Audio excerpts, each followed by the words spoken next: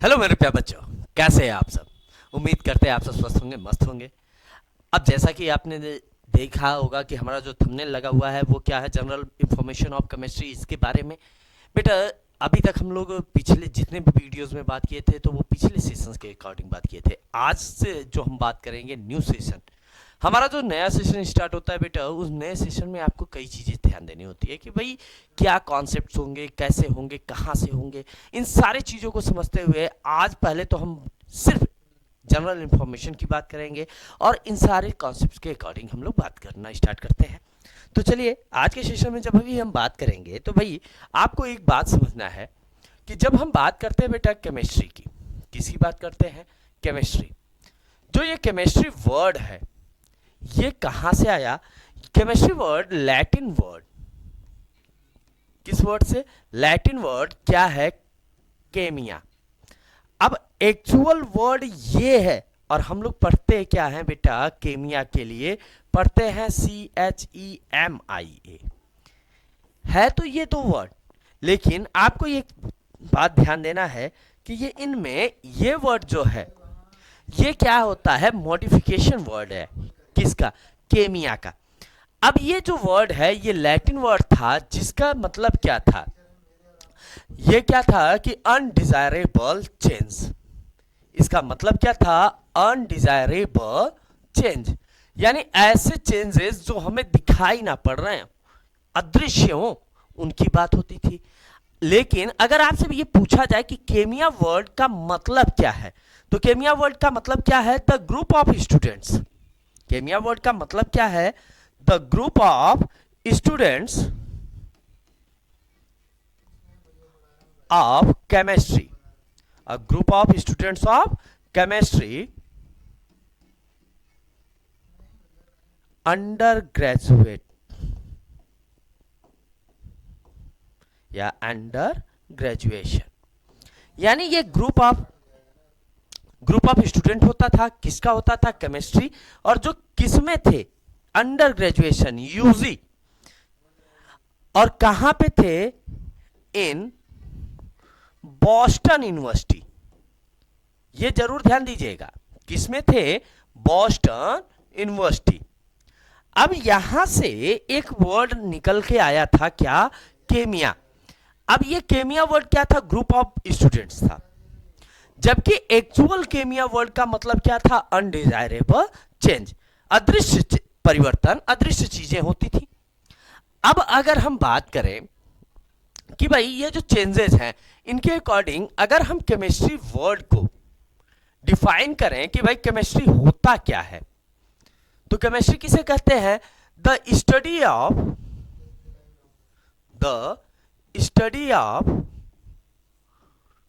substances,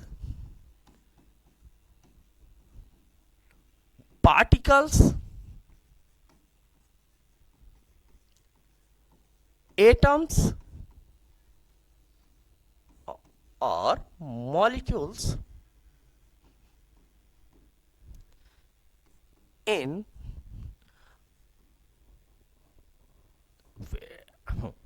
the study of substances, particle, atom, molecules in undesirable nature.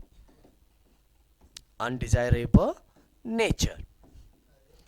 अब ऐसे changes जो किसकी स्टडी कराते हो, ऐसे पार्ट जो किसकी स्टडी कराते हो? सब्सटेंस की, पार्टिकल्स की, एटम की, मॉलिक्यूल की, और उनमें जो होने वाले अनडिजायरेबल चेंज है, ऐसे चेंजेस जो दिखाई नहीं पड़ रहे हैं, ऐसे चेंजेस को जिसमें आप स्टडी करते हो वही क्या है? आपकी केमिस्ट्री। ये बात क्लियर हो गई। अब अगर हम केमिस्ट्री में दूसरे फॉर्म की अगर बात करें तो क्या होगा? अगर दूसरे वर्ड्स में हम बात करें तो क्या होगा कि chemistry is a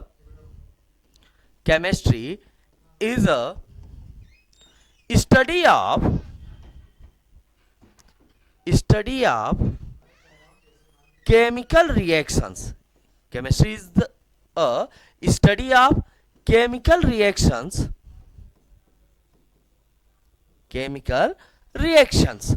and its changes यानी केमिस्ट्री क्या है केमिस्ट्री केमिकल रिएक्शंस की स्टडी है और उसके चेंजेस के बारे में बात करता है। लेकिन जब आप इसमें भी आप केमिस्ट्री को डिवाइड करना स्टार्ट करते हैं तो केमिस्ट्री के बहुत सारे पार्ट्स हैं, लेकिन आपको केमिस्ट्री को कितने पार्ट्स में डिवाइड करना है बेटा, याद रखना आपके लिए केमिस्ट्री कितने पार्ट्स में है, 3 पार्ट्स। पहला आपका क्या होता है, फिजिकल केमिस्ट्री। क्या होता है, फिजिकल केमिस्ट्री। सेकेंड वन आपका क्या होता है, ऑर्गेनिक केमिस्ट्री। सेकेंड वन क्या होता है, ऑर्गेनिक केमिस्ट्री। और थर्ड वन क्या होता है आपका, इनऑर्गेनिक केमिस्ट्री। क्या होता है, इनऑर्गेनिक केमिस्ट्री। अब ये केमिस्ट्री के कितने पार्ट्स हो गए हैं, 3 पार्ट, फिजिकल, ऑर्गेनिक, इनऑर्गेनिक। अब अगर आपसे पूछा जाए कि फिजिकल केमिस्ट्री क्या है, तो याद रखना बेटा कि that chemistry in which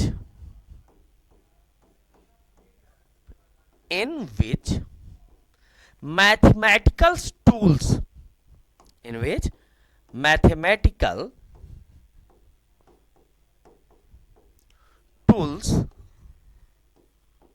may be applied।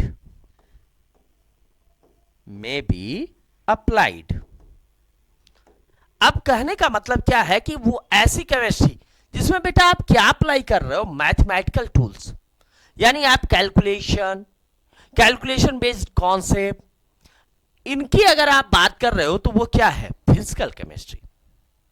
जब हम बात करते हैं ऑर्गेनिक केमिस्ट्री की, तो यहां पे आप ध्यान देना, थोड़ा सा मैं डिफरेंट करके पेज लेता हूं। जब हम बात करते हैं बेटा ऑर्गेनिक केमिस्ट्री की, तो ऑर्गेनिक केमिस्ट्री में हमें क्या ध्यान देना होता है, ऑर्गेनिक केमिस्ट्री में हमें ध्यान देना होता है कि ऐसी केमिस्ट्री जो किस पे बिलोंग करे, दैट केमिस्ट्री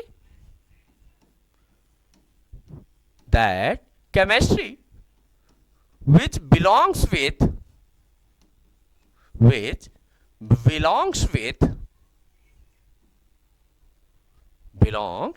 with organism। अब ध्यान दीजिएगा बेटा, क्या कहा गया कि अगर ऑर्गेनिक केमिस्ट्री की आप बात कर रहे हो तो ऑर्गेनिक केमिस्ट्री किससे बिलोंग करता है, ऑर्गेनिज्म से। तो अब यहां पे आप ध्यान दीजिएगा, देन दैट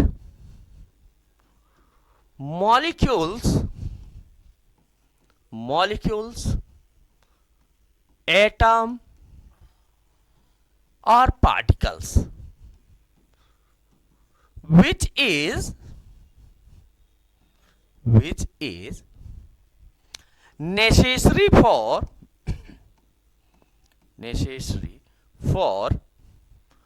organism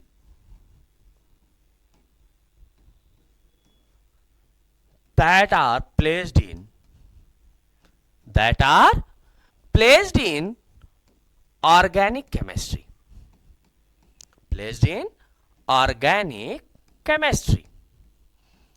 अब कहा क्या गया बेटा कि ऐसे पार्टिकल्स जो किसके लिए बहुत ही ज्यादा इंपॉर्टेंट हो जाए, ऑर्गेनिज्म के लिए, उन पार्टिकल्स को हम लोग किस ब्रांच में समझने लगते हैं, ऑर्गेनिक केमिस्ट्री में। यानी ऑर्गेनिक केमिस्ट्री में हमें क्या ध्यान देना है कि ऐसे पार्टिकल, ऐसे सब पार्टिकल्स जो वेरी वेरी इंपॉर्टेंट होते हैं, किसके लिए, हमारे आप के लिए, ऑर्गेनिज्म के लिए, उन्हीं को किस में समझते हैं, ऑर्गेनिक केमिस्ट्री में। अब इनमें 3 बेसिक एलिमेंट याद रखना। क्या याद रखना, CHO। क्या याद रखना, CHO। C से आप क्या याद रखेंगे, कार्बन। H से आपको क्या याद रखना है, हाइड्रोजन। और O से आपको क्या याद रखना है, ऑक्सीजन। ठीक, यानी कार्बन, हाइड्रोजन एंड ऑक्सीजन का कॉम्बिनेशन ध्यान देना है। अब कभी कभी आपको नाइट्रोजन भी मिलेगा, सल्फर भी मिलेगा, ये बहुत सारे एलिमेंट्स आपको मिल जाएंगे आयरन मिलेगा, मैग्नीशियम मिलेगा, कोबाल्ट मिलेगा, इससे हमें मतलब नहीं। अगर हमें इनमें ये तीन में तीनों दिख गए या दो भी दिख रहे हैं, बेसिकली आपका कार्बन रहना चाहिए। बेसिकली क्या होना चाहिए? कार्बन। कार्बन के साथ ऑक्सीजन भी आ जाए, कार्बन के साथ हाइड्रोजन भी आ जाए, तो भी ये किस में समझे जाते हैं बेटा? ऑर्गेनिक केमिस्ट्री में। ये बात क्लियर हो गई। इसके बाद बेटा नेक्स्ट हमारा यहां पे क्या आ जाता है? Inorganic chemistry. क्या जाता है? Inorganic chemistry. ठीक। अब इनऑर्गेनिक केमिस्ट्री में जब आप बात करोगे तो क्या होगा कि rest of physical and organic, rest of physical and organic branch of chemistry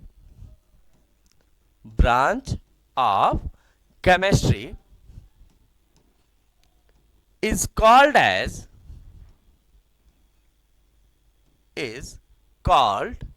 as inorganic chemistry. Inorganic chemistry। ठीक।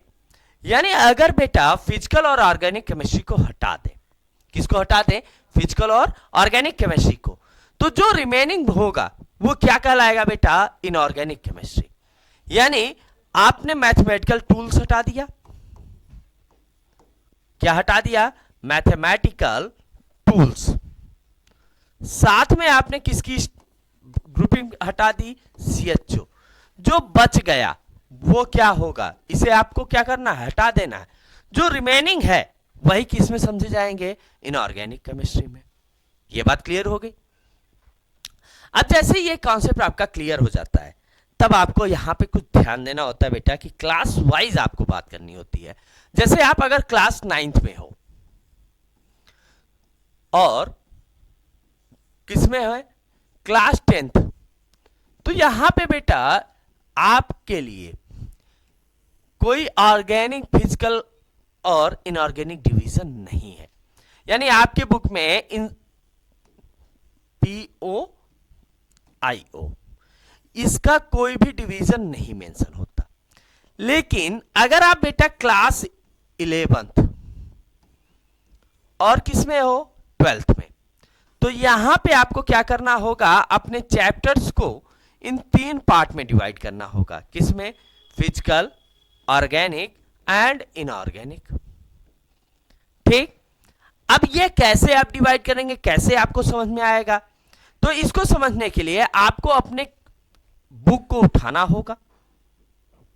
अगर आप CBSE board, UP board, ICSE board हो, किसी भी बोर्ड में हो, आप अपने बुक को उठाओ। अगर आपको वहां पे ऐसा दिख जाए कि कैलकुलेशन आ रहा है, तो उसे आप किस में रख देंगे बेटा? उसे आप रख देंगे फिजिकल में। अगर कार्बन, हाइड्रोजन, ऑक्सीजन से मिक्सअप होके कंपाउंड फॉर्मेशन आ रहा है, किस में रखेंगे? ऑर्गेनिक में। अगर ऐसा नहीं आ रहा है तो किस में रख देंगे? इनऑर्गेनिक में। अब देखिए, अगर आपको मैं 11th और 12th दोनों के चैप्टर को मिला के कॉम्बिनेशन कंडीशन से मैं बात करूं, तो फिजिकल में आपको क्या क्या पढ़ना होता है? जैसे सबसे पहला आपको जो चैप्टर पढ़ना होता है, some basic concepts of chemistry. Some basic concepts of chemistry, ये बेटा क्लास 11th में फर्स्ट चैप्टर है, ये पढ़ना होता है। इसके बाद आपको क्या पढ़ना होता है बेटा? Second one, structure of atom. क्या पढ़ना होता है? Structure of atom. ये चैप्टर भी किसमें है? फिजिकल में। थर्ड आपको यहां पे किसके बारे में पढ़ना होता है? Chemical and molecular bonding. क्या पढ़ना होता है बेटा? Chemical and molecular bonding. ठीक। इसके बाद बेटा यहां पे अब ये तो 3 चैप्टर स्टार्टिंग में होते हैं। इसके बाद यहां पे बेटा आपको क्या पढ़ना होता है? 11th में ही एक चैप्टर होता है केमिकल इक्विलिब्रियम। क्या होता है? Chemical equilibrium. नेक्स्ट चैप्टर आपको यहां पे क्या पढ़ना होता है? थर्मोडायनेमिक्स। क्या पढ़ना होता है? थर्मोडायनेमिक्स। ये 6 चैप्टर आपको पढ़ने होते हैं, ओ सॉरी 5 चैप्टर आपको पढ़ने होते हैं फिजिकल केमिस्ट्री में। किसमें? एक और है बेटा, थोड़ा सा रेडॉक्स रिएक्शन, ये मिस हो गया, रेडॉक्स रिएक्शन। ये 11th के 6 चैप्टर होते हैं जो किसमें आपको समझने होते हैं? फिजिकल में। इसके बाद बेटा जब आप फिजिकल में ही क्लास 12th के चैप्टर के अकॉर्डिंग बात करोगे तो आपको क्या पढ़ना होगा? सॉल्यूशन। यहां से बेटा किस क्लास का स्टार्ट होता है? 12th का। पहला आपको यहां पे सॉल्यूशन, दूसरा इलेक्ट्रोकेमिस्ट्री, दूसरा आपको क्या पढ़ना होगा? इलेक्ट्रोकेमिस्ट्री। और तीसरा आपको क्या पढ़ना होगा? Chemical kinetics. क्या पढ़ना होगा? Chemical kinetics. ठीक। अब इतने चैप्टर आपको किसमें समझने हैं? फिजिकल में। देन आप स्टार्ट करेंगे बेटा किसके बारे में? इनऑर्गेनिक। किसके बारे में? इनऑर्गेनिक केमिस्ट्री में। इनऑर्गेनिक केमिस्ट्री में आपको क्या ध्यान देना है कि अगर आप क्लास 11th के अकॉर्डिंग बात करिए तो यहां पे एक चैप्टर होता है पीरियोडिसिटी ऑफ एलिमेंट। क्या होता है? Periodicity of elements. ठीक। लेकिन जब आप एक ही चैप्टर है बेटा जो कि क्या किसमें है? क्लास 11th में, पीरियोडिसिटी ऑफ एलिमेंट, इनऑर्गेनिक में, जो प्रेजेंट टाइम का जो सिलेबस है उसके अकॉर्डिंग। लेकिन जब आप क्लास 12 में जाते हैं तो यहां 2 चैप्टर मिलेंगे आपको। एक आपको क्या मिलेगा? D and F block element. क्या मिलेगा? D and F block elements. अब एक बात ध्यान देना बेटा कि S block element, P block element ये आपके सिलेबस से रिड्यूस हो गया है तो उसकी बात हमें नहीं करनी है। इसके बाद एक चैप्टर यहां पे बेटा आपको और मिलेगा। क्या मिलेगा? Coordination compound. क्या मिलेगा? Coordination compound. ठीक। अब इतने चैप्टर आपको, 3 चैप्टर आपको किसमें पढ़ने हैं? इनऑर्गेनिक में, जो 11th और 12th दोनों के सिलेबस से हैं। नेक्स्ट आपका यहां पे क्या आएगा बेटा? Organic chemistry. और ऑर्गेनिक केमिस्ट्री में क्लास 11 से जब आप बात करेंगे तो बेटा क्लास 11 से पहला जो चैप्टर आएगा वो क्या आएगा? General organic chemistry. क्या आएगा? General organic chemistry. नेक्स्ट आपका यहां पे दूसरा जो चैप्टर आएगा 11 से वो क्या आएगा? हाइड्रोकार्बन्स। सेकेंड वन चैप्टर क्या आएगा यहां से? हाइड्रोकार्बन्स। ठीक। ये तो किस में आया? 11th में। जब आप यही बात 12th में करेंगे तो बेटा 12th में फर्स्ट जो चैप्टर आपका आएगा वो क्या आएगा? Haloalkanes and haloarenes. ठीक। सेकेंड वन चैप्टर यहां पे जो रहेगा वो क्या रहेगा? Alcohol, phenol and ether. क्या आएगा? Alcohol, phenol and ether. Third one जो आएगा आपका यहां पे क्या आएगा? Aldehyde, ketone and carboxylic acid.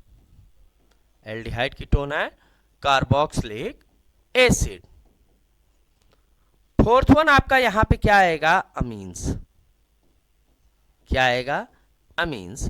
और लास्ट वन आपका क्या आएगा यहां पर? बायोमॉलिक्यूल्स। क्या आएगा?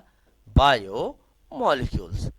अब ये आपके टोटल ओवरऑल जो क्लास 9th और 11th इनके चैप्टर हैं वो डिवाइड हुए हैं। तो थोड़ा सा आप काउंट कीजिए। यहां से मैंने कहा था कि ये 12th के हैं, ये 12th, ये 12th और ये 12th। कितने चैप्टर हो गए? 3। यहां से देखिए तो 12 12 कितने हो गए? 5। यहां से देखते हैं बेटा तो 12 12 12 12 एंड 12 कितने हो गए? ओवरऑल 10 चैप्टर किसके हो गए? 12 के। अब अगर हम बात करें 11 के, तो ये क्या है 11th, ये क्या है 11, ये क्या है 11। टोटल कितने हो गए अभी 3 चैप्टर। और इससे पहले मैंने आपको क्या बताया था, यहां से ये भी 11 11 11 11 11 एंड 11, ओवरऑल इधर 6 6 एंड 3 9। तो अब यहां पे बेटा आपको क्या ध्यान देना है कि जब आप केमिस्ट्री को, अगर आप क्लास 11 की बात कर रहे हो, किसकी बात आप कर रहे हो, क्लास 11, तो आपको कितने चैप्टर पढ़ने हैं 9 चैप्टर।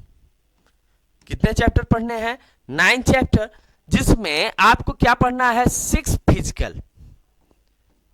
फिजिकल केमिस्ट्री कितने पढ़ने हैं 6। इनऑर्गेनिक आपको कितने पढ़ने हैं 1। कितने पढ़ने हैं 1।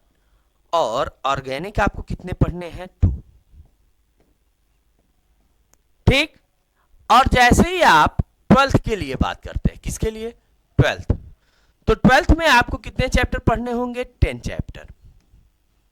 कितने चैप्टर 10, जिसमें 3 चैप्टर किसके होंगे फिजिकल, 2 चैप्टर किसके होंगे इनऑर्गेनिक, और 5 चैप्टर किसके होंगे ऑर्गेनिक। तो अगर हम ओवरऑल कंडीशन के अकॉर्डिंग बात करें, तो यहां पे टोटल 6 1 आप ऐसे ऐड कीजिए, 6 and 1 7 and 2 9 चैप्टर, इसकी बात मैंने किया। 3 2 5 and 5 10 चैप्टर, इसकी बात मैंने किया। तो इतने चैप्टर आपको 11th और 12th में पढ़ने हैं। ठीक। अब यहां पे आपको एक चीज ध्यान देना होगा कि जब आप इन सारे चैप्टर को पढ़ना स्टार्ट करेंगे तो कई कॉन्सेप्ट्स आएंगे। तो उन सारे कॉन्सेप्ट को समझने से पहले अगर मैं आपसे बात करूं कि who is father of chemistry, father of chemistry,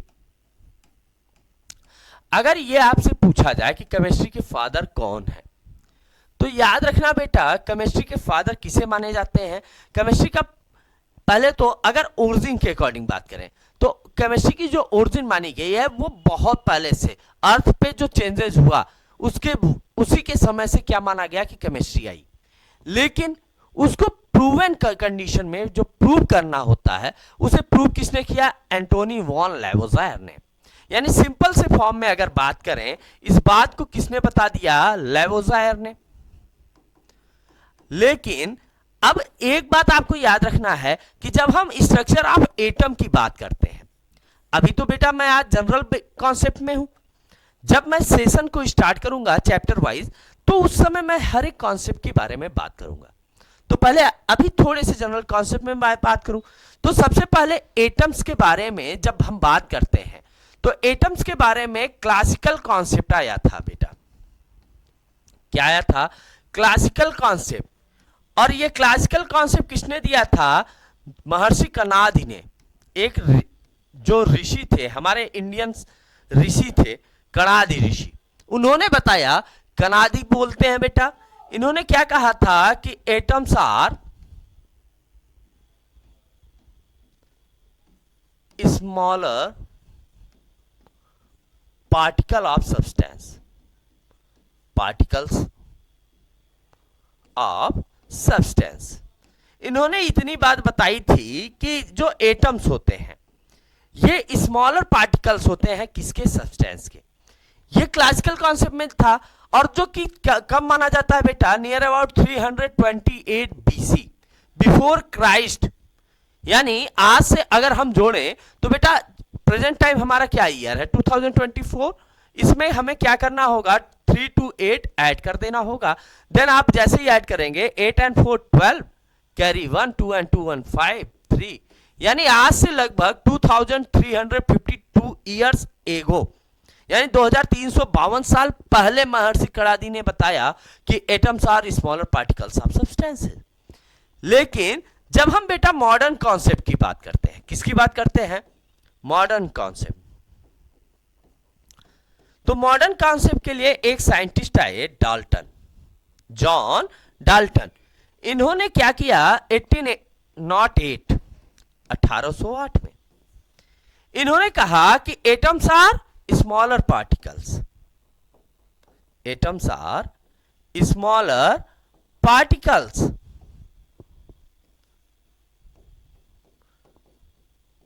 of substance, atoms are smaller particles of substance, they cannot further divided, they cannot further divided. इन्होंने ये बात कह दी कि बाद में इसे हम डिवाइड नहीं कर सकते। अब अगर इनकी और इनकी बात करें तो बेटा इसमें आपको क्या समझ में आया कि यही कॉन्सेप्ट तो इन्होंने भी दिया कड़ादी ने, और यही कॉन्सेप्ट डाल्टन ने, लेकिन हम पढ़ किसको पढ़ रहे हैं आज के डेट में? डाल्टन को, महर्षि कड़ादी को नहीं। क्यों? क्योंकि बेटा एक हमारी हिस्ट्री रही है कि इंडियन जितने भी चीजें इंडियन ने किया उसको सारी चीजों को खत्म कर दिया। अब अगर आप बेटा जैसे बात करो जैसे एरोप्लेन की, तो फर्स्ट एरोप्लेन किसने बनाया था? एक महाराष्ट्रियन मराठियन ब्राह्मण थे, कौन? शिवकर बापूजी तलपड़े, इन्होंने फर्स्ट एरोप्लेन बनाया। इसकी सक्सेसफुल लैंडिंग नहीं हुई थी। इसके बाद सेकेंड किसने बनाया? जॉन राइट ब्रदर्स जो थे, राइट ब्रदर्स जिन्हें आप कहते हो, राइट ब्रदर्स ने बनाया। राइट ब्रदर्स ने कब बनाया? 1935, नियर अबाउट 40 ईयर्स, यानी 40 ईयर्स आफ्टर, 40 साल बाद की बात हो रही है। लेकिन उनकी बात हम करते हैं, शिवकर बापूजी तलपड़े की बात नहीं करते। क्यों? क्योंकि हमारी जो हिस्ट्री है, इंडियन हिस्ट्री, उसे सब दबा दिया गया। इसीलिए बेटा हमारे इंडियन जो साइंटिस्ट हैं उनके वर्क बहुत है। अब आप देखिए, आप कुछ ऐसे वर्क्स हो गए कि जिन्हें बेटा कोई छुपा नहीं सका, जैसे डिस्कवरी ऑफ जीरो, आर्यभट्ट सब जानते हैं, उसे दबा क्यों नहीं पाए? अगर किसी और उस बात को किसी और ने प्रूव कर दिया होता तो इंडियन की इस बात को दबा दिया जाता। सिर्फ किसको फॉलो किया जाता? ब्रिटेन के या यूके, यूएसए, इधर के साइंटिस्ट को फॉलो करते। तो ये इंडियन